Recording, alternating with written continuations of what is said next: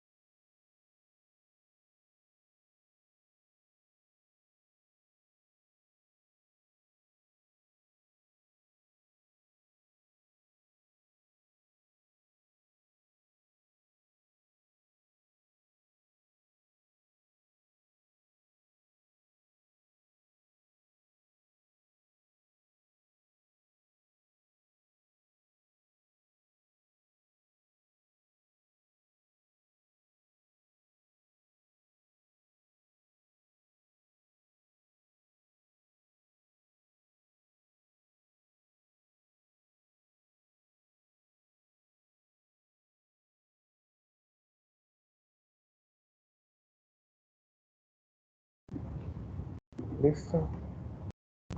Y ya. Hola, buenos días. El día de hoy vamos a ver el tema de hipertensión arterial en pediatría, que es un tema de suma importancia porque antes, o sea, si nos vamos a lo mejor unos 15, 20 años antes, pensábamos que la hipertensión arterial en pediatría solamente existía solamente existía la hipertensión arterial secundaria y que la primaria no existía. Sin embargo, poco a poco hemos visto que eso es cada vez más común y vamos a ver que la hipertensión arterial está subdiagnosticada en la edad pediátrica y que también no era una práctica habitual tomarle la presión a los niños. Y esa es una razón también por la que generalmente no detectábamos. Y si bien en los pacientes hospitalizados pues va a haber muchas causas por las que pueden tener hipertensión transitoria, ¿verdad? Y hay ciertos pacientes que van a tener mayor riesgo de desarrollarlos y son los pacientes que tenemos que estar al pendiente, ¿verdad? Y bueno, sabemos que la hipertensión va a ser una patología que puede ser multifactorial y que también va a ser muy importante los antecedentes familiares de los pacientes y los factores ambientales, ¿verdad? O sea, sabemos que el tipo de dieta, o sea, ser sedentario, la obesidad, pues son factores de riesgo para el desarrollo de la misma. Entonces sabemos que actualmente la edad escolar es aproximadamente de 1% en la edad pediátrica, en edad escolar, y que esta prevalencia va a ir aumentando. Y que para la adolescencia ya aproximadamente un 5.5% para el género masculino y un 6.4% para el género femenino va a tener hipertensión arterial. Y bueno, ¿por qué es tan importante detectarla? Bueno, yo creo que muchos han escuchado en alguna ocasión que la hipertensión arterial es uno de los llamados asesinos silenciosos, ¿verdad? O sea, que puede ser una enfermedad que puede causar muy pocos síntomas o síntomas muy inespecíficos y puede causar enfermedades que antes se consideraban del adulto y que ahora lo pueden tener los niños, ¿verdad? Y que aparte, pues estos pacientes, si desde pequeños son hipertensos, pues en la edad adulta o en edades tempranas van a tener complicaciones que antes veíamos en los pacientes a la tercera edad, ¿verdad? Entonces pueden tener un accidente cerebral vascular, pueden tener arteriosclerosis, podemos tener pacientes con miocardiopatía hipertensiva, también podemos tener con enfermedad renal crónica o nefroangiosclerosis. ¿Ok? Y bueno, también es importante saber otra de las cosas por lo que se dificulta el diagnóstico de la hipertensión arterial es que las cifras de tensión arterial se van modificando conforme se va modificando la edad, ¿verdad? Entonces que desde el nacimiento hasta la adolescencia van a irse incrementando de 1 a 2 milímetros de mercurio por año y la diastólica entre 0.5 y 1 milímetro de mercurio por año. Entonces esto es importante porque también a veces puede ser que el niño esté hipertenso, pero es una TEA normal en un paciente más pequeñito, ¿verdad? Y entonces esa es otra de las dificultades que tenemos, puesto que cuando hablamos de hipertensión hay que hablarlo en cuestión de percentiles, ¿verdad? O sea, no son valores como en otros casos, ¿verdad? Entonces aquí tenemos que como definición van a ser aquellos valores sistólicos o diastólicos promedios sobre el percentil 95 más 5 milímetros de mercurio de acuerdo con la edad y el sexo tomada en 3 ocasiones diferentes. Y aquí vamos a ver que esto de en 3 ocasiones diferentes lo vamos a considerar en pacientes de hipertensión arterial primaria, ¿verdad? En la secundaria pues no necesitamos esperarnos 2 semanas y que sean en etapas diferentes, ¿verdad? O sea, si tenemos otros síntomas, pues hay que tratar. Y también vemos, al igual que en diabetes, que los pacientes con valores sistólicos o diastólicos entre la 90 y la 95 se consideran prehipertensos. Y estos pacientes son pacientes que tienen mayor riesgo de desarrollo de hipertensión y por lo tanto en esos pacientes debemos de hacer ciertas estrategias como también se hacen en otras patologías, ¿verdad? Entonces aquí nada más para ejemplificar, tenemos unas tablas, ¿verdad? Donde vemos la percentil de talla, ¿sí? La edad, la percentil de TA y también tenemos para el género y el sexo, ¿verdad? Entonces, generalmente también ya tenemos aplicaciones donde podemos hacerlo, o podemos, en el consultorio lo ideal es tener siempre las tablitas y revisar qué percentil le toca. Y bueno, la otra cosa, como decíamos, antes no medíamos a los niños la TEA. Sin embargo, la recomendación actual es que a partir de los 3 años de edad debe de tomarse al menos una vez al año la presión arterial para verificar que está normal. Y habrá niños o condiciones especiales que van a tener mayor riesgo de desarrollar hipertensión arterial, por lo que desde que lo presentan se deben de tomar la presión arterial en cada consulta. Y estos pacientes pueden ser pacientes prematuros, pacientes con muy bajo peso al nacer o pacientes que requirieron de la UCI. Y bueno, es importante recordar que la nefrogénesis se va a dar hasta la semana 35. Entonces, si tenemos un paciente que nace antes, pues vamos a detener la nefrogénesis y por lo tanto este paciente va a tener mayor riesgo de hipertensión arterial. También en aquellos pacientes que tienen enfermedades congénitas del corazón, infecciones de vías urinarias de repetición, hematuria, proteinuria, y vamos a ver que estos pacientes que tienen infecciones urinarias, cuál es la razón por la que puedan desarrollar hipertensión. También aquellos pacientes que tengan malformaciones de la vía urológica, porque generalmente estos pacientes van a tener reflujo vesicureteral y también pueden tener complicaciones. Historia familiar de enfermedades renales, trasplante de órgano sólido, también trasplante de médula ósea, tratamiento con drogas que sabemos que elevan la presión arterial, o sea, por ejemplo, en aquellos pacientes que generalmente lo que más utilizamos son los esteroides, de los que elevan la presión, pero hay otros como la ciclosporina también que nos pueden elevar, o a otras enfermedades sistémicas asociadas con hipertensión como son la neurofibromatosis, la esclerosis tuberosa y la evidencia de hipertensión intracraneal.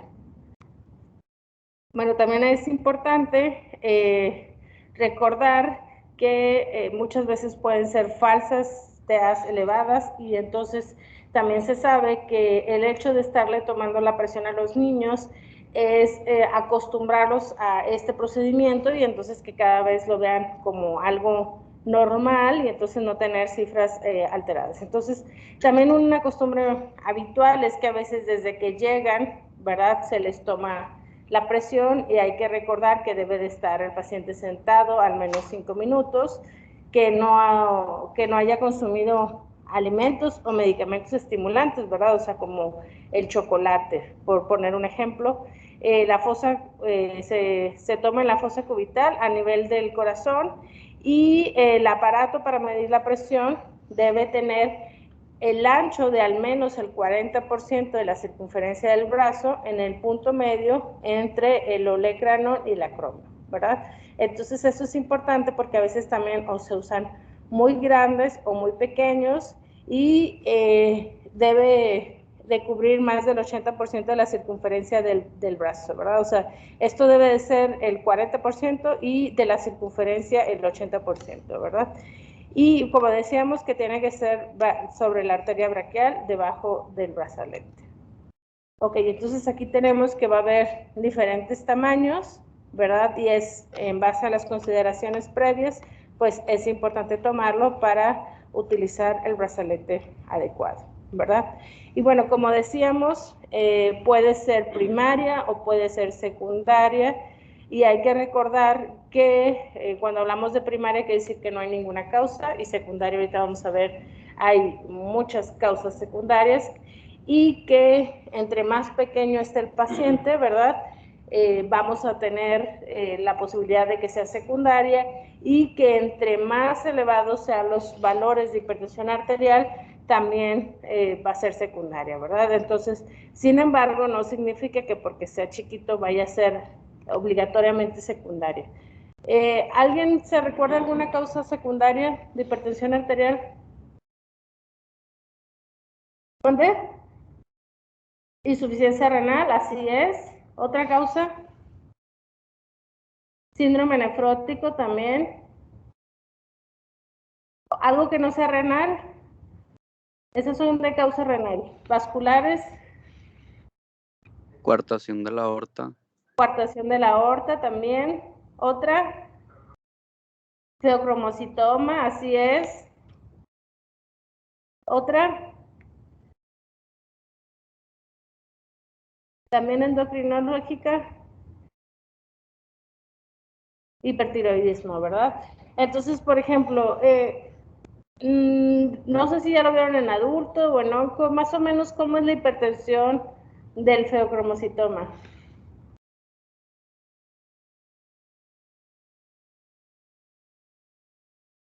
Que no responde fácilmente a tratamiento, son TEAs muy elevadas, o sea, cifras de hipertensión arterial muy elevadas. ¿Qué otra cosa? Que generalmente te puede dar episodios de taquicardia, ¿sí? O sea, como periodo como paroxístico, o sea, llega un momento en el que el paciente dice que tiene taquicardia y en ese momento si tú le tomas la presión arterial está aún más elevada, ¿verdad? Entonces, estas son cosas que son importantes porque cuando nosotros tenemos un paciente con hipertensión arterial, tenemos que descartar todas las causas secundarias para poner una primaria. Y no sé si también lo puse ahí dentro de las causas vasculares, pues tenemos la estenosis de la arteria renal, que esa también puede ser otra de las causas y que no es tan infrecuente, ¿verdad? Entonces, aquí también es importante saber que depende de la edad, pues va a ser la causa que nosotros vamos a sospechar, esa verdad. Y hay que ver aparte los síntomas, ¿verdad? Como decíamos, puede haber síndrome nefrótico, ¿verdad? Que a partir del año de edad es una enfermedad relativamente de buen pronóstico. Sin embargo, en el recién nacido, pues hay que buscar causas infecciosas o puede ser de origen genético y esos son de peor pronóstico, ¿verdad? Como ya comentaron por aquí, puede ser una coartación de la aorta, ¿sí? Puede haber trombosis de la arteria o vena renal. ¿Cómo creen que sería la manifestación de una trombosis de la arteria?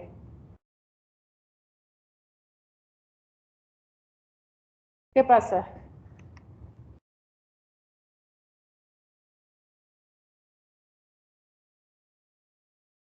Generalmente va a haber, si es una trombosis de la arteria, generalmente puede haber dolor y va a haber oliguria o anuria. Si es una vena, al momento generalmente son pacientes que pueden tener masa abdominal y puede haber hematuria macroscópica, ¿verdad? Al haber una obstrucción en la salida de la sangre, ¿verdad? Lo que decíamos, la necrosis cortical, o sea, pacientes, por ejemplo, que tienen hipoxia, y entonces, pues obviamente aquí, acuérdense que está en la médula y está en la corteza, y al momento que hay hipoxemia o disminución en el flujo sanguíneo, hipovolemia, perdón, pues vamos a tener mayor riesgo de desarrollar necrosis. Como ya habíamos dicho, estenosis de la arteria renal, displasia broncopulmonar, también un paciente con hiperplasia suprarrenal congénita. ¿Cómo es el síndrome o la característica clínica de un paciente con hiperplasia suprarrenal congénita?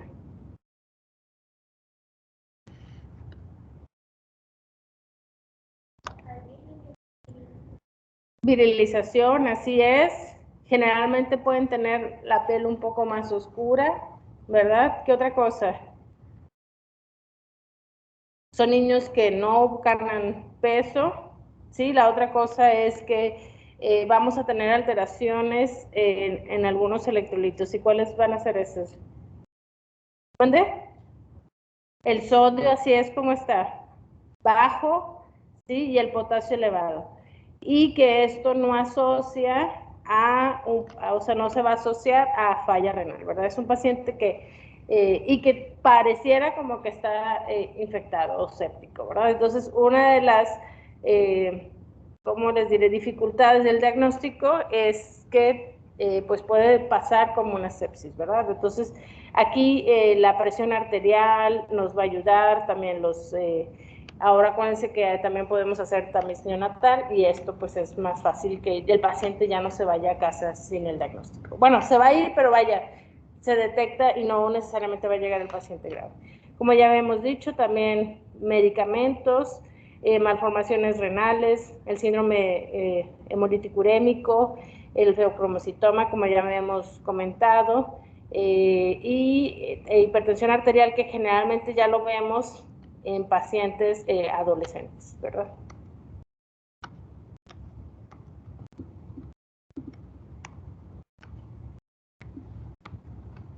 Ok, bueno, lo que decíamos, para el desarrollo de hipertensión arterial primaria hay que recordar que si uno de los padres tiene hipertensión arterial, vamos a tener un 33% de posibilidad de tener hipertensión arterial, y si son los dos papás, pues tenemos un 50%.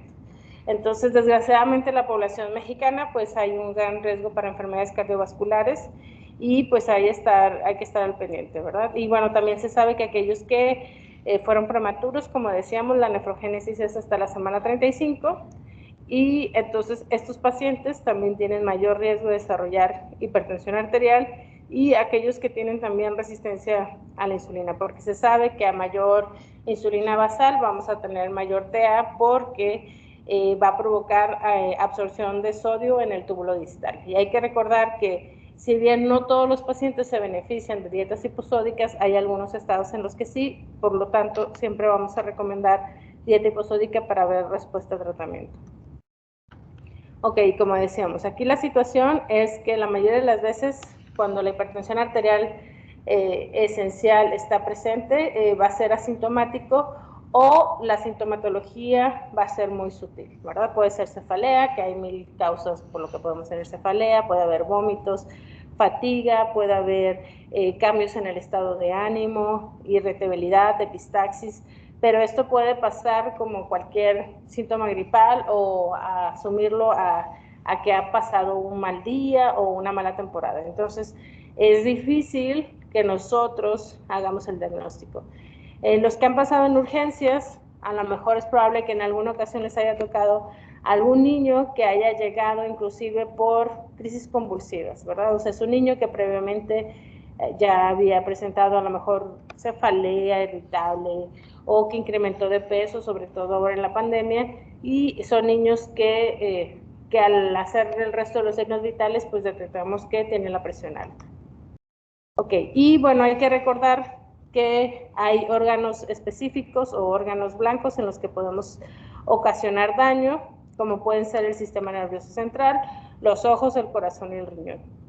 Y estos 4 órganos van a ser importantes, porque de esto depende qué tan agresivos vamos a hacer en el tratamiento, ¿verdad? O sea, y también, por ejemplo, nos va a hablar de si esta hipertensión es reciente o es antigua, ¿verdad? Y entonces es importante que en todos los pacientes que tengan hipertensión arterial revisemos muy intencionadamente esto para decidir si hay que empezar tratamiento lo más pronto posible. La otra cosa también es que cuando hablamos de emergencia o urgencia hipertensiva, pues también se ve involucrado si están dañados estos órganos, ¿verdad? Entonces, el tratamiento es diferente si hay daño específico en estos, ¿verdad? Y bueno, hay que recordar algo muy importante. Por ejemplo, cuando nosotros tenemos un paciente donde nos queda la duda si es reciente o ya tenía tiempo, bueno, vamos a saber que de los pacientes que tienen elevación de la TA, bueno, 1 de cada 3 niños va a tener hipertrofia ventricular izquierda. Entonces el hecho, o sea, por ejemplo, si tú tienes la duda si realmente es una hipertensión y vemos un paciente que tiene hipertrofia ventricular izquierda, pues eso no nos va a quedar la duda de que es una hipertensión arterial ya crónica, ¿verdad? Y entonces en estos pacientes no es necesario que nos esperemos para iniciar tratamiento. Y bueno, también se sabe que generalmente van a tener mayor grosor de la arteria carótida, y que hay una correlación positiva con el índice de masa corporal, pero sin embargo aún no se aconseja como rutina. O sea, solamente en estudios que se han hecho se ha visto esto, pero todavía no hay valores de cortes, ¿verdad? Y bueno, también hay que saber que a nivel, o sea, puede ser cuando es la hipertensión arterial a nivel renal, pues obviamente es esa es la causa o la alteración en el sistema renina-angiotensina, pues eso es lo que causa la elevación de la TA. Sin embargo, se sabe que aunque no sea de origen renal, por eso dice aquí culpable o víctima, ¿verdad? O sea, puede ser que sea el que originó la hipertensión o que hay una situación externa y que esto le esté ocasionando, ¿verdad? Entonces, es importante porque, como decíamos, los problemas metabólicos como la diabetes, pues nos puede generar o nos puede ayudar a desarrollar hipertensión. Y bueno, también sabemos que las personas de raza negra, pues ellos también tienen mayor riesgo de desarrollar, ¿verdad? Y bueno, aquí es lo que decíamos, o sea, por ejemplo, los momentos de hipoperfusión e hipoperfusión, pues eso provoca esclerosis glomerular, o sea, por ejemplo, sobre todo en los pacientes que tienen problemas a nivel cardíaco, ¿verdad? O sea, que tienen momentos en los que tienen bajo gasto y luego se recuperan, que eso también es muy común en pacientes que estuvieron en terapias intensivas, ¿verdad? Que estuvieron en momentos en los que tuvieron choque cardiogénico o choque hipovolémico, y entonces eso hay que estar muy al pendiente. Ok, entonces aquí lo importante es que tiene que ser una historia clínica dirigida, una exploración clínica dirigida y la otra, asegurarnos de que la toma sea adecuada de la presión arterial, ¿verdad? O sea, si tenemos un paciente que tiene una cifra de tensión elevada pero que está estable, pues podemos dejarlo 5 o 10 minutos y volvérsela a tomar. O como decíamos, si es un paciente que viene por una gastroenteritis, ¿verdad? Pero no tiene ninguna otra cosa que nos preocupe o eso, pues podemos tenerlo en vigilancia. Pero es diferente a un paciente que llega con edema y que aparte de edema tiene hipertensión, ¿verdad? En este caso, ¿en qué sospecharíamos? Tienes un niño de 2 meses de edad que te dice la mamá que orina muy poco, está con edema generalizado y tú le tomas un examen de orina y en lo que le estás esperando los estudios de sangre y de orina, ves que tiene la presión alta.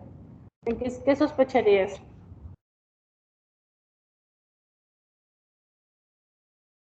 Edema con hipertensión. Ya lo habían comentado el diagnóstico, síndrome nefrótico.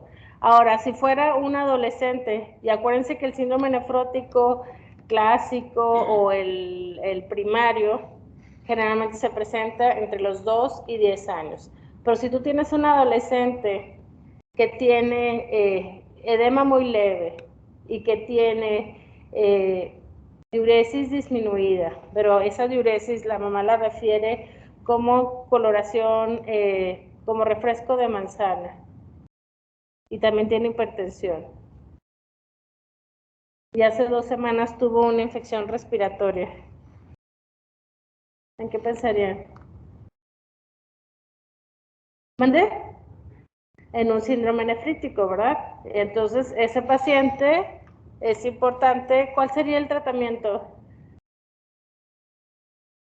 En esos pacientes, por ejemplo, generalmente no utilizas un antihipertensivo de primera línea, lo que utilizas es disminuir el consumo de sal y pones un diurético, ¿verdad? Porque lo que hay es que está disminuida la función renal y en estos pacientes hay reabsorción de sodio y entonces esa es la razón, está inflamado el glomérulo y lo que tienes que hacer es disminuir el sodio y el agua, ¿verdad? Si no, sí debes de usar un antihipertensivo, pero de primera línea es eso, ¿verdad? Ok, entonces aquí decíamos, pues las causas son múltiples, ¿verdad? Obviamente, pues se vale, ¿verdad? Que una vez que tengas un paciente con hipertensión, te vayas a las tablas y busques qué puede ser, porque pues las causas son múltiples, ¿verdad? Y aquí es como, por ejemplo, si vemos un paciente chiquito, que tiene facies Cushing, ¿en qué pensarías? Un niño de 6 meses. Previamente sano, todo bien, lo lleva la mamá, lo estaba llevando a control de niño sano, siempre ha estado todo bien y de repente tú ves que el niño tiene un síndrome de Cushing. No crece, tiene facies de luna llena, tiene hipertricosis, tiene la piel adelgazada. ¿Qué sería lo que preguntarías? Si tú estás así en el centro de salud y te llama la atención, que era un niño que estaba creciendo muy bien y de repente se detiene el crecimiento. A veces las mamás utilizan cremas con corticosteroides, ¿no? Si no le está aplicando nada. Exacto, ¿verdad? Es la aplicación de esteroides tópicos, ¿verdad? O sea, a veces la vecina le dijo, es que yo le puse la crema y con esto mejoró la dermatitis del pañal. Y sí, aquí la situación es que es muy importante cuando se les indique a los pacientes esteroides tópicos, decirle que solamente debe de ser por muy pocos días, ¿verdad? Menos de 5 días. Pero hay veces que al ver una excelente respuesta, las mamás creen que sean cremas de uso de todos los días y puede pasar esto, ¿verdad? Entonces, como decíamos, es importante pesarlos y medirlos, ¿verdad? Porque si vemos talla baja, pues eso nos va a hablar de algo más crónico, ¿verdad? Como una enfermedad renal crónica en la que hay que recordar que son pacientes que son pequeñitos y eso también es algo importante, ¿verdad?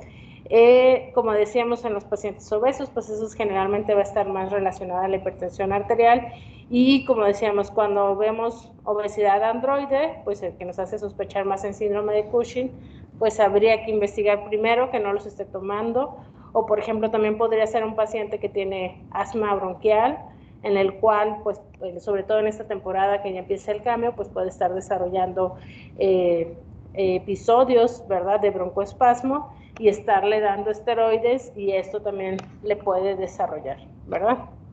Es lo que decíamos. También puede haber taquicardia, sí, que esto puede ser por exceso de catecolaminas, entonces habría que buscar tumores o como ya habíamos comentado también, hipertiroidismo. ¿Qué otros síntomas te da el hipertiroidismo? Aparte de taquicardia. ¿Cómo podría sospechar que un paciente tiene hipertensión asociada a hipertiroidismo? ¿Qué preguntas harías intencionadamente? ¿Dónde?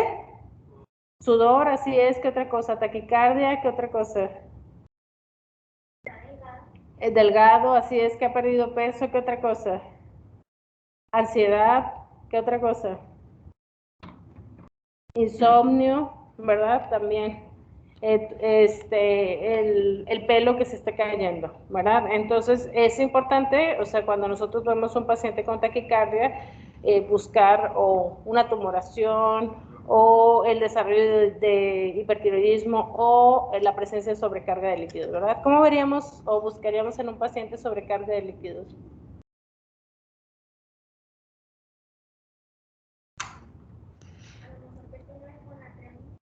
Puede ser atremia, así es. Muy bien. ¿Qué otra cosa, perdón? Edema. Edema, así es. Muy bien. ¿Qué otra cosa? El hematocrito. ¿El hematocrito cómo estaría? Disminuido. Así es. O sea, que tenga una anemia leve. ¿Sí? ¿Qué otra cosa? Ya dijimos taquicardia. ¿Qué más? ¿Dónde? Generalmente no va a haber aumento de la... O sea, lo ideal es que si estuviera orinando mucho, pues no se sobrecargara. ¿Qué otra cosa? A nivel pulmonar,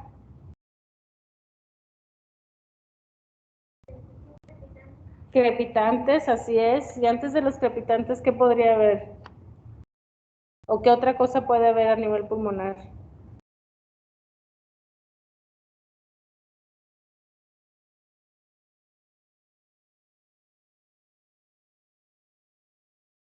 Polipnea, ¿sí? Hepatomegalia, ¿sí? Ingurgitación yugular, ¿verdad? Pero esos ya serían eventos más avanzados, pero son cosas que hay que estar revisando, ¿verdad? Como decíamos, hay síndromes a los que se asocia la hipertensión arterial, como es el síndrome de Turner o el síndrome de Williams, que lo describen como cara de elfo. Por ejemplo, en el síndrome de Turner, ¿cómo sería un Turner? ¿En qué sospecharías Turner?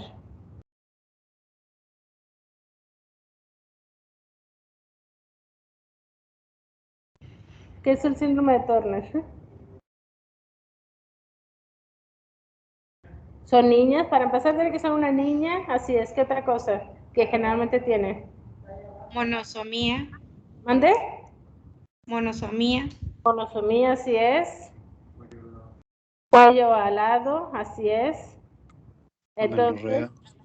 que pueden tener, por ejemplo, estas niñas cuando nacen o más grandecitas pueden tener edema de miembros superiores e inferiores, ¿ok? También pueden cardiopatía, tienen cuello corto, tienen talla baja, entonces eso podemos sospechar, ¿verdad? Porque a veces, pues cuando nacen no pueden estar tan evidentes los síntomas, pero si aparte le vemos esto, pues es importante, ¿verdad?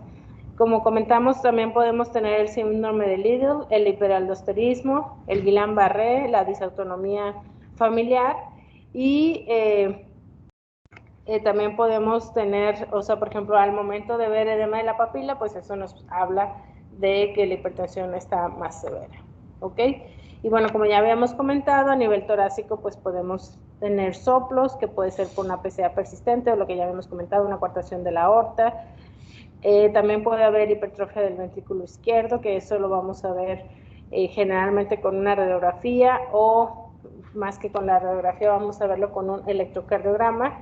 Y bueno, también como decíamos, más abdominal, hay que, sobre todo en los más pequeñitos, buscar tumores renales, y también puede ser la presencia de quiste, nos puede desarrollar hipertensión, ¿ok?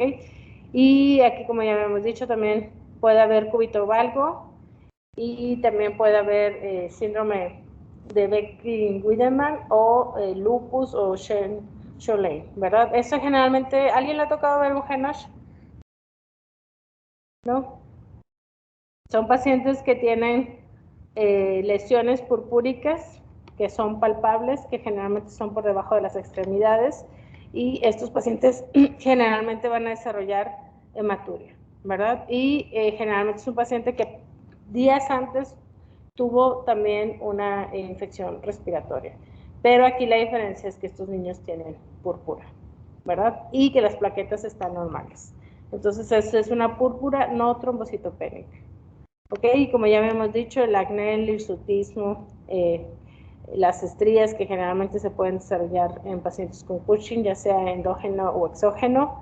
Y como ya habíamos comentado también, para la hiperplasia suprarrenal congénita, pues la virilización o la presencia de genitales ambiguos, ¿verdad? Entonces, como decíamos, el diagnóstico cuando es primario se establece cuando es al menos en 3 ocasiones y en visitas separadas por la percentil arriba de la 95 para la edad, sexo y talla, ¿verdad? Esto es cuando es primaria. Obviamente cuando tenemos otro síntoma, o sea, por ejemplo, un paciente que está con edema o un paciente que tiene una masa abdominal, pues en ese paciente no nos vamos a esperar a 3, ¿verdad? Entonces, por ejemplo, si nosotros no encontramos ningún otro síntoma, ese paciente y no tiene daño a órgano blanco, es un paciente que podemos dejarlo en vigilancia y dar algunas recomendaciones. Si nosotros encontramos algo que nos hace sospechar algo secundario, pues vamos a hacer estudios específicos. Y ahorita vamos a ver cuáles son los estudios de primera intención que se toman y cuáles son muy específicos, ¿verdad? O sea, por ejemplo, no a todos les vamos a tomar perfil tiroideo, ¿verdad? Pero si es un paciente que tenemos taquicardia, insomnio, que ha bajado de peso, que tiene la piel delgada, bueno, ahí sí vamos a pensar en eso. ¿Ok? Entonces lo que decíamos, investigar la etiología y ver qué órganos ya no están afectados, porque si sabemos que, aunque sea primaria, pero si es un paciente que ya desarrolló hipertensión o que tiene hipertrofia ventricular izquierda, pues es un paciente que automáticamente tiene que iniciar tratamientos. Y bueno, dentro de los estudios iniciales, pues vamos a hacer el examen de orina, un urocultivo, la creatinina, los electrolitos y una biometría hemática completa. Y si es un paciente que tiene, que está incrementado de peso, pues en esos pacientes se recomienda además hacer una curva de tolerancia a la glucosa, una curva de insulina, y también se recomienda en general que a todos los pacientes se les haga un ultrasonido renal. Algunos recomiendan que sean hasta que no responda a 2 antihipertensivos, ¿verdad? Pero generalmente, pues es bueno, ¿verdad? Porque ahí puede estar la causa, ¿verdad? O sea, puede ser un paciente que tenga quistes renales o un paciente que tenga, que hipoplasia en alguno de los riñones. Y bueno, como decíamos, para ver la afectación de órganos diana, aparte de revisar pues a nivel renal, que vemos a través del examen general de orina, pues se puede realizar un ecocardiograma, un electrocardiograma y el examen de retina.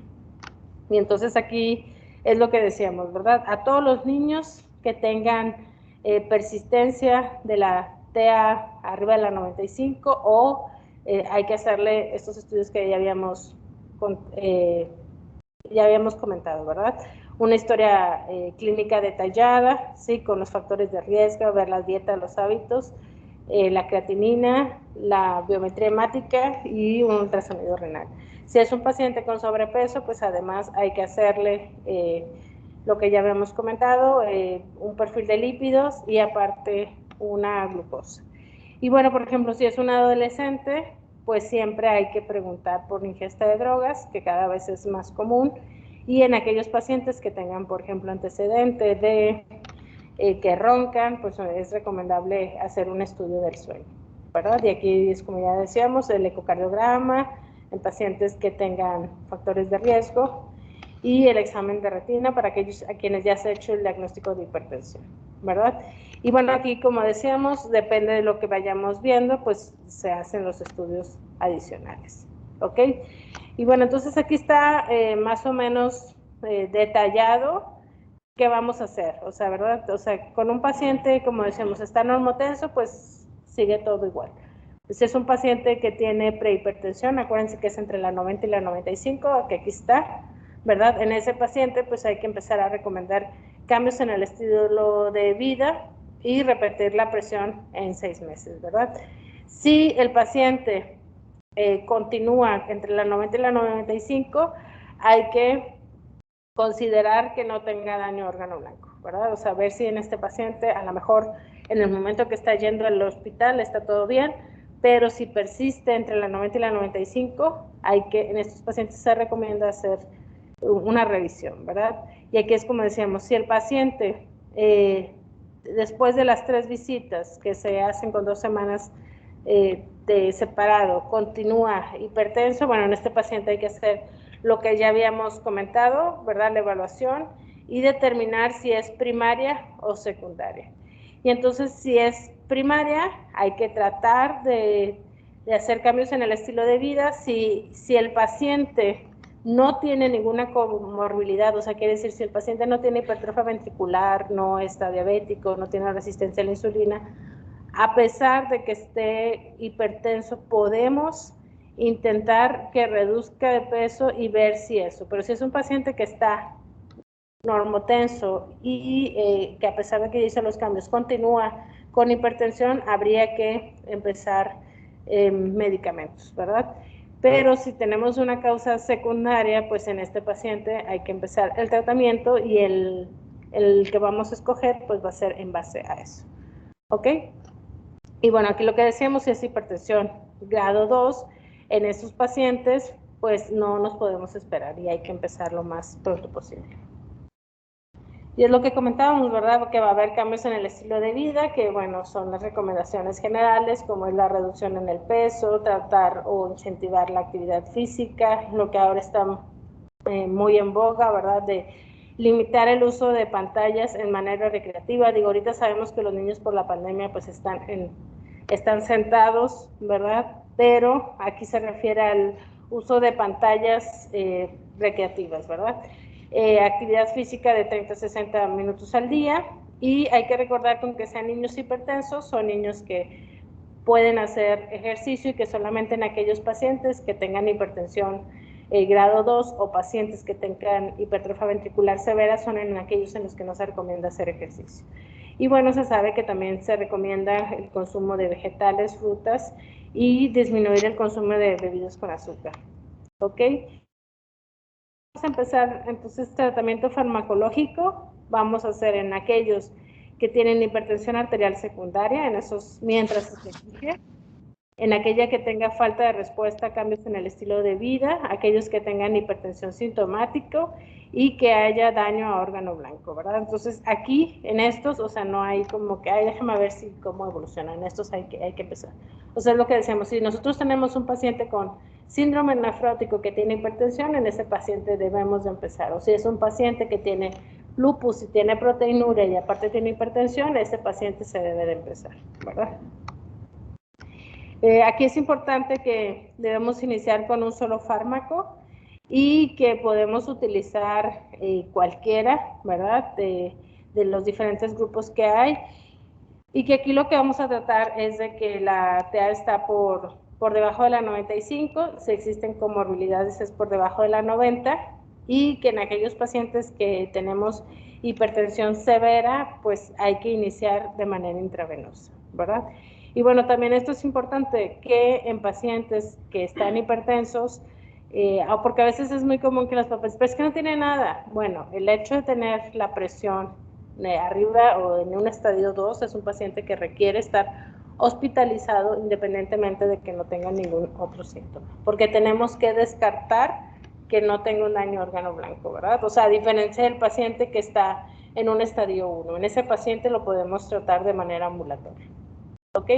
Y bueno, sabemos que cada grupo de medicamentos antihipertensivos va a tener algunas ventajas o se recomienda para ciertos grupos, ¿verdad? Sabemos que los YECAS, una de las funciones que aparte nos da, se llaman nefroprotectores o antiproteinúricos, porque sabemos que estos medicamentos nos ayudan a la disminución de la proteína y por lo tanto en pacientes con diabéticos o pacientes con enfermedades renales que tienen proteinuria se recomienda este grupo.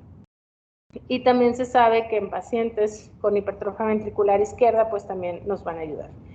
En pacientes que tienen migraña podemos utilizar bloqueadores beta-adrenérgicos.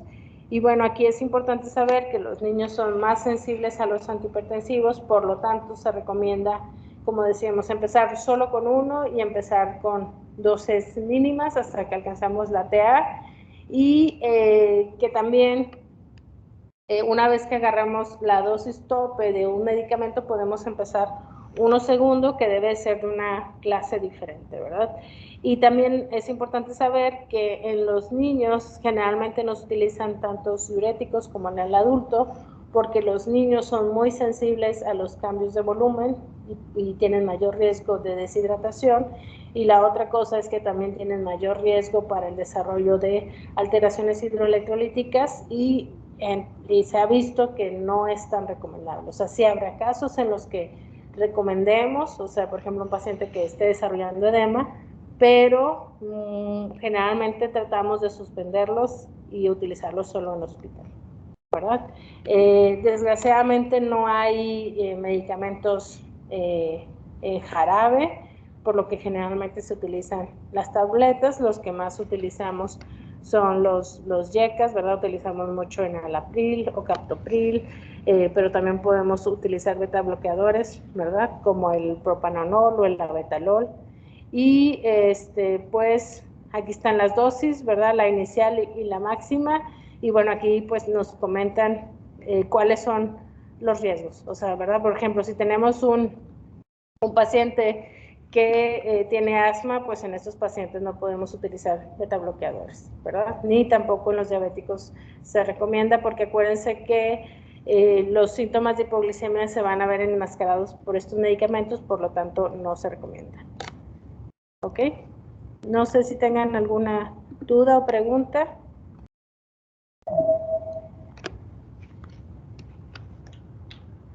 Bueno, pues por mi parte sería todo. Que tengan un buen día.